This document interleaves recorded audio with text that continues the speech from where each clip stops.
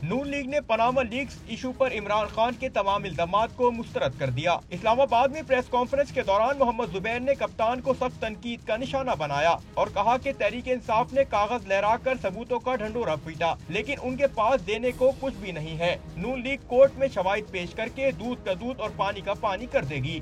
दानियाल अजीज ने भी इमरान खान को निशाने पर लिया और तंज किया कि सुप्रीम कोर्ट किसी का कंटेनर है न चैनल, यहाँ झूठ नहीं चलेगा। अब खान साहब भी एहतसाब की तैयारी करें। इसलिए हम आपको कहना चाह रहे हैं कि आप अपने जवाब का तैयारी करें। और मैं कहता रहा हूँ, टेलीविजन पे कहता रहा हूँ, जून से कहता रहा हूँ, यहाँ भी कहता रहा हूँ कि ये एहतसाब अब होके रहना है।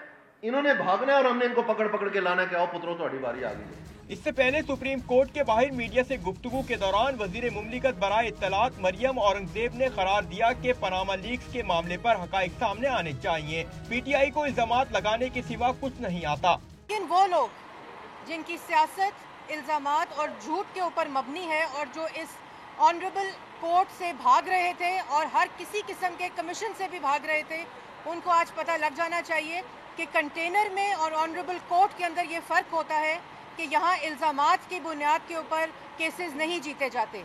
मरियम औरंगजेब का मजीद कहना था कि तहरीक इंसाफ हमेशा सबूत लाने में नाकाम रही है। झूठे इल्जामात लगाने वालों को इस बार भी अदालत में शर्मिंदगी उठाना पड़ेगी।